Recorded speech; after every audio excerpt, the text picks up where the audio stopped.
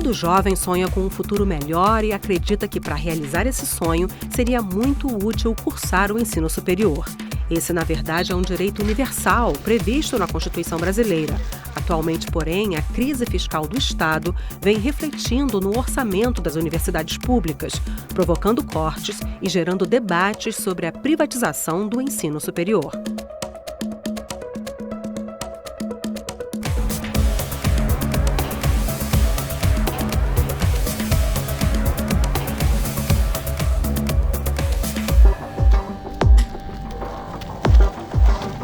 Eu estudei ensino médio numa escola pública. E só depois eu vim para a universidade, uma universidade pública também, a UNB, que é uma universidade de Brasília. Quando eu estava na escola, parecia muito mais acessível para mim a universidade quando eu via outros professores que também vinham de escola pública e de universidades públicas esse caminho. Parecia muito mais acessível para mim quando eu via os meus lá dentro. Eu sempre me organizei dentro de movimento estudantil, então sempre foi perto de mim essa realidade, o quanto era necessário lutar por esses espaços, que são da universidade pública, que são uma graduação de qualidade, uma graduação de fácil acesso. Isso faz toda a diferença.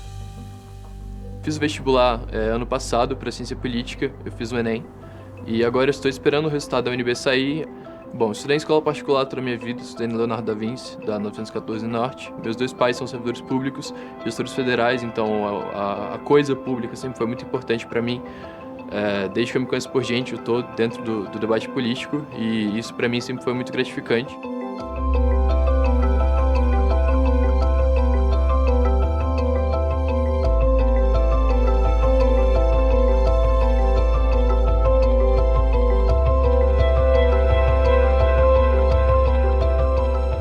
A minha resistência, digamos assim, para o texto que está da PEC é justamente que parte do pressuposto de que o único modelo que possa existir é a cobrança de mensalidades ou a gratuidade, né, em contraposição à gratuidade completa.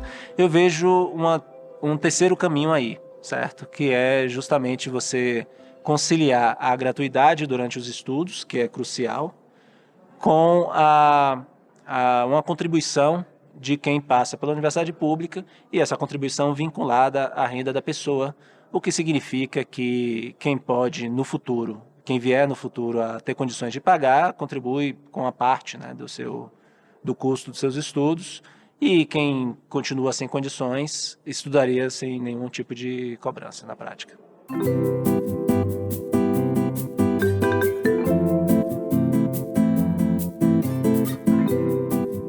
A minha avaliação é que, no contexto nacional, qualquer medida nessa direção será extremamente segregatória do direito à educação superior, do direito pleno à educação.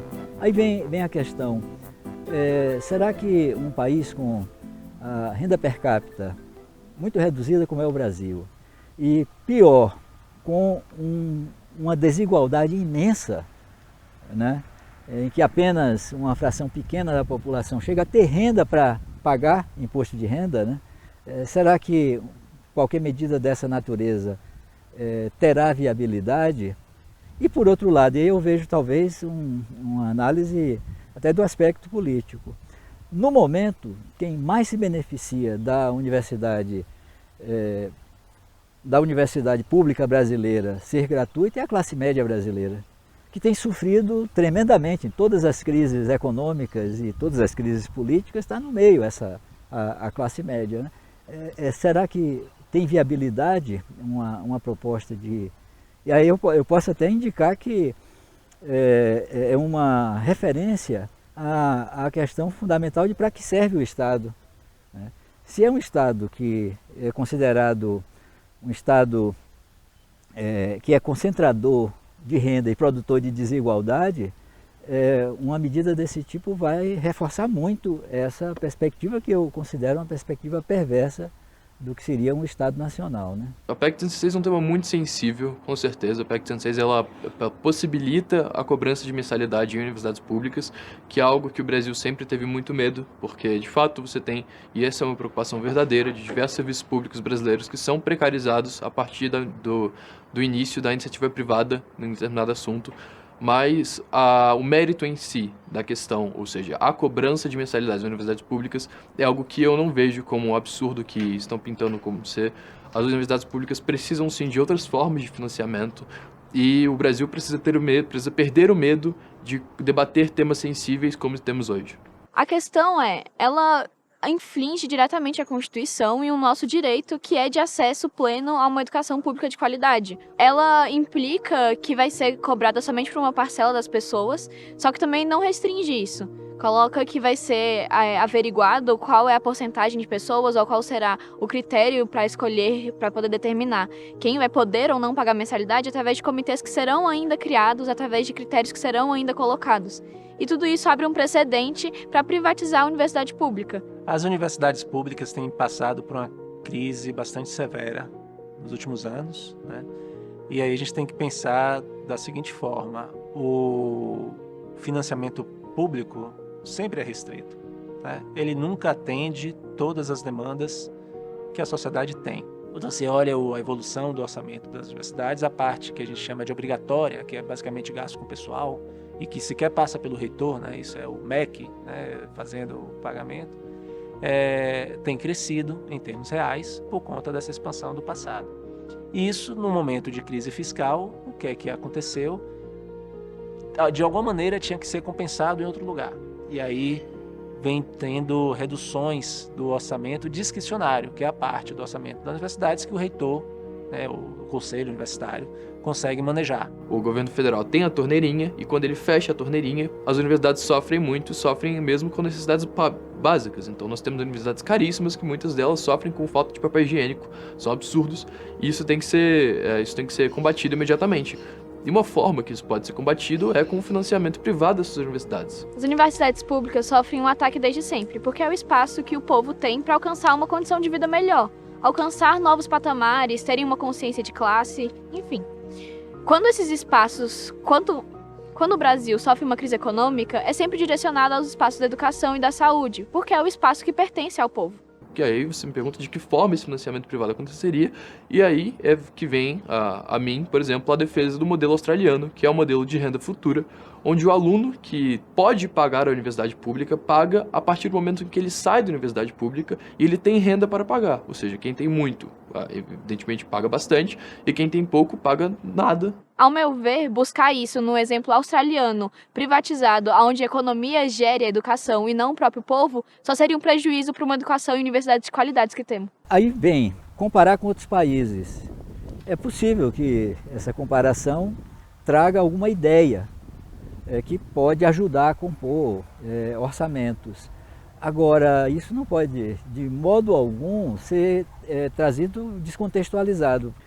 No mundo tem vários modelos de sustentação financeira de universidades, e o que a gente pode dizer é que a base de orçamento público está em toda parte, mesmo em países que têm um sistema de cobrança total, tipo Estados Unidos, mercado bastante liberal, não é nem neoliberal, os Estados Unidos é muito liberal do ponto de vista econômico. Ainda assim, a sustentação das universidades não vem das mensalidades, né? Eu fiz algumas simulações em alguns dos meus estudos, e aí fui simular a capacidade de pagamento das pessoas que não necessariamente estudaram no sistema federal, mas que estão hoje no mercado de trabalho com curso superior, e considerando os fluxos de formados do sistema público, daria para arrecadar de cada grupo de formandos, né, cada coorte de formandos das federais, daria para arrecadar ao longo da vida dessas pessoas algo em valores de hoje na casa dos 3,4, 3,5 bilhões de reais.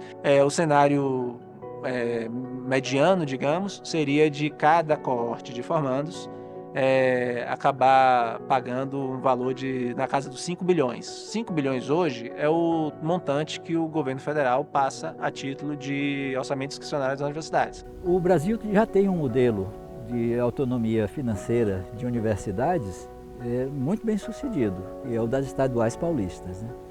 O Estado de São Paulo tem uma proporção do ICMS que é recolhido para um fundo que sustenta as universidades estaduais em São Paulo. Unicamp, USP e Unesp. E aí eu posso até dizer quais são as 3 universidades que melhor se posicionam em todos os rankings de universidades no Brasil e na América Latina.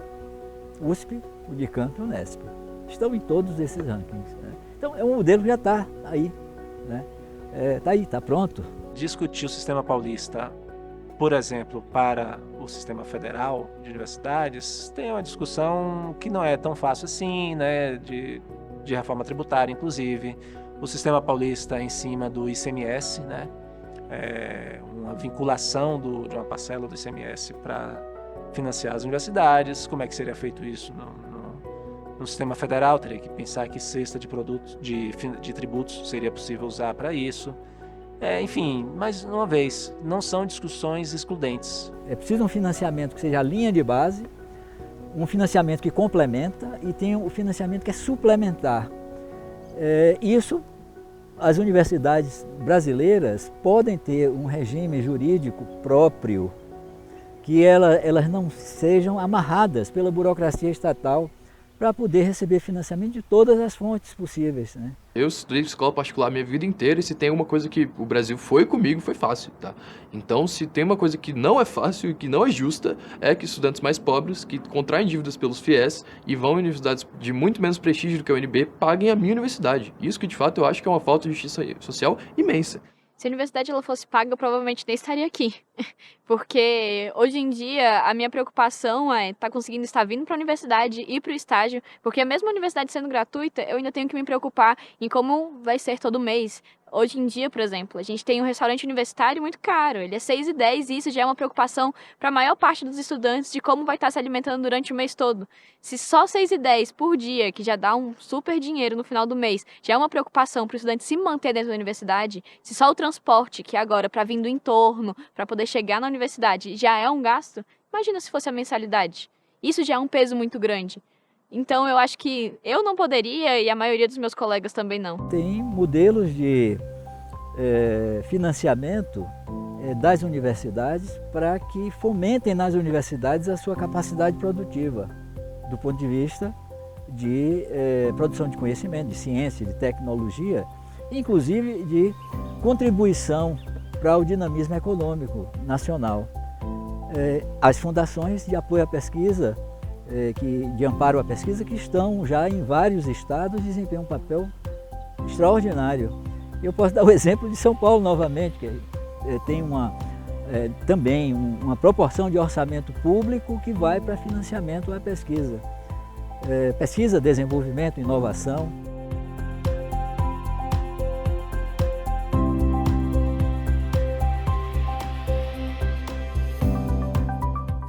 Então, são modelos que o Brasil já pratica. Agora, o sistema federal é de enorme importância. CNPq, CAPES, FNDCT, pelo fato de serem nacionais e tem a possibilidade de reduzir desigualdades regionais. Então, eu diria que o financiamento das universidades pode ser complementado com esses fundos, que eles precisam ser, inclusive colocados fora dos contingenciamentos. Se é para ter uma PEC extraordinária para recuperar a capacidade brasileira, é criar algum mecanismo legal que proíba o contingenciamento dos fundos de financiamento à formação, à educação, e principalmente ciência, tecnologia e inovação. Agora, o meu ponto é que se a gente aproveitasse a discussão da PEC 206 para aperfeiçoar a proposta e já levar a sua eventual implementação colada com um sistema inspirado na Austrália e na Inglaterra, evidentemente que não é transplantar para o Brasil o modelo deles, isso permitiria sim levantar recursos adicionais de uma maneira justa. Não ia gostar de pagar mais, evidentemente, ninguém gosta, mas isso não seria de forma alguma impeditivo, sabe? Até porque esse saldo devedor, ele é só condicionado à sua renda futura, ou seja, se eu não tiver condições de pagar a universidade, eu de fato não pagaria, mas eu acho que seria uma forma, com certeza, de contribuir para com a justiça social dentro da UNB. A gente precisa que não existam contingenciamentos na educação. É um espaço que precisa de investimento e não de cortes. A gente tem recursos, a gente tem um país muito rico que gera e que gira muito capital. e ele precisa ser direcionado à educação pública. A gente tem a Petrobras, a gente tem um setor de agroindústria que gira capital para o exterior o tempo todo, mas que não aplica para dentro do país. Tem tramitado na Câmara uma PEC a respeito dos cortes da educação, aonde todo o dinheiro que ele é revestido e planejado para ser direcionado à educação no começo do ano, ele deve ser aplicado e não pode sofrer cortes, porque é isso que a gente precisa.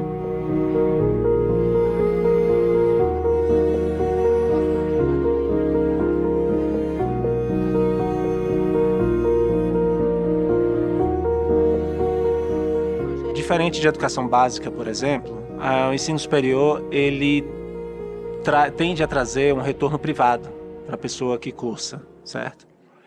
Você faz um curso superior imaginando ter condições melhores de inserção no mundo do trabalho, tá? E mudar o patamar de renda seu, por exemplo, da sua família.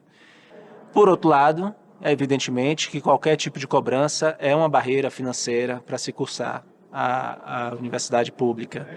Por isso que isso precisa ser muito bem pensado, para que, por um lado, permita realmente arrecadar recursos adicionais para a universidade e, ao mesmo tempo, proteger quem não pode pagar. Nós temos segmentos da sociedade brasileira que continuam sem proteção social, mesmo sendo cidadãos e cidadãs. Do ponto de vista rigoroso da Constituição, é o Estado que é responsável, não por produzir assistência, não por produzir algo como caridade, mas sim como uma responsabilidade para integrá-los produtivamente na sociedade. A educação é esse mecanismo privilegiado, na história do mundo, é a educação. Esse é um princípio de Anísio Teixeira, né? O Estado se responsabilizar por universalizar a educação fundamental, a educação básica, e garantir para aqueles que assim desejem e que tenham aptidão e a possibilidade de ir à educação superior. Então você consegue conciliar com isso justiça social, tirando inclusive o foco da entrada e da renda da família, e sim a renda do indivíduo, quando ele já está em tese auferindo esse retorno privado que o ensino superior proporciona. Você concilia então justiça social com uma possibilidade de fato de levantar recursos adicionais para a universidade, que é algo bastante importante, dada o momento, inclusive, em que as universidades estão passando de carência de recursos. Não tem a menor dúvida de que é uma questão de prioridade. Orçamento, eu fui gestor público, é questão de prioridade. E a prioridade é dada por política. Então, eu acho que temos aí uma incrível cena política a ser ocupada por todos aqueles que têm a educação como essa possibilidade, essa potência de libertação, de liberação, de emancipação e de formação dos sujeitos, né? Para garantir uma educação de qualidade a todos, a principal mudança que o Brasil precisa fazer agora é começar a investir urgentemente e fortemente mais na educação básica. A educação superior no Brasil já tem muito investimento. Quando você passa a ver a universidade não só como um espaço onde você chega, aprende, reproduz e depois sai com um diploma para poder engajar num espaço do mercado financeiro, quando você está dentro de uma universidade e pensa quem está nela, para quem é essa educação, como essa educação é feita, da onde está vindo essa educação, quais são os autores que estamos estudando, isso forma toda uma outra universidade que de fato é popular, que de fato é de qualidade, que de fato é pública e tem esse acesso pleno.